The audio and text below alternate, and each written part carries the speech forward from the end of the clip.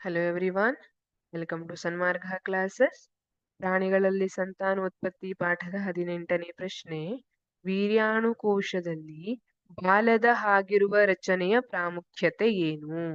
ವೀರ್ಯಾಣುವಿನಲ್ಲಿ ತಲೆ ಮತ್ತೆ ಬಾಲದಂತಹ ರಚನೆ ಇರ್ತದೆ.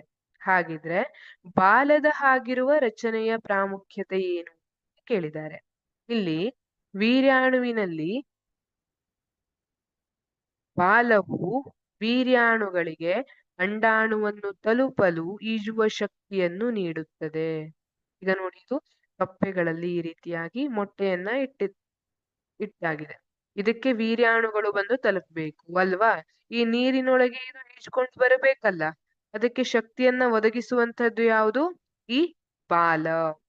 ಇದರಲ್ಲಿ ಇದು ಶಕ್ತಿಯನ್ನ ಒದಗಿಸ್ತದೆ. ಹಾಗೆ ಇದರಲ್ಲಿ ಬಾಲದ ತುದಿಯಲ್ಲಿ ಮಿಟೋಕಾಂಡ್ರಿಯಾ ಇರುತ್ತೆ. ಇದು ಇದಕ್ಕೆ ಬೇಕಾದಂತಹ ಶಕ್ತಿಯನ್ನ ಒದಗಿಸುತ್ತೆ. ಹಾಗೆ ಇದು ಚಲಿಸಲಿಕ್ಕೆ ಸಹಾಯವನ್ನ ಕೂಡ ಮಾಡುತ್ತೆ. ಯಾವುದು? ಬಾಲವು ವೀರ್ಯಾಣುವಿಗೆ ಅಂಡಾಣುವನ್ನು ತಲುಪಲು ಈಜುವ ಶಕ್ತಿಯನ್ನು ನೀಡುತ್ತದೆ. ಹಾಗೆ ಇದು ತಲೆ. ಹಾಗಿದ್ರೆ ತಲೆಯ ಪ್ರಾಮುಖ್ಯತೆ ಏನು ಅಂತ ನಾವು ನೋಡೋದಿದ್ರೆ, ಇದರಲ್ಲಿ ಇದೇನಿದೆ, ಇದು ಕ್ರೋಮೋಸೋಮ್ ಅಥವಾ DNA ಗಳನ್ನ ಒಳಗೊಂಡಂತಹ ಭಾಗವಾಗಿರುತ್ತೆ.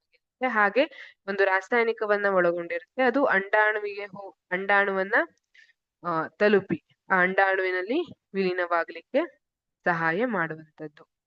ಈ ರೀತಿಯಾಗಿ ವೀರ್ಯಾಣುವಿನ ತಲೆ ಬಗ್ಗೆ ಬೇಡ ನಮಗೆ.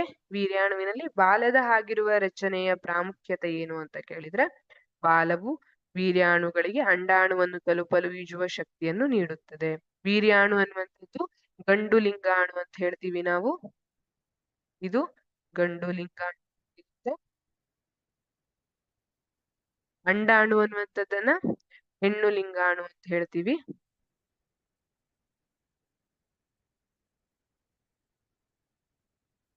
ವೀರ್ಯಾಣುಗಳು ಅಂಡಾಣುವನ್ನು ತಲುಪಬೇಕು.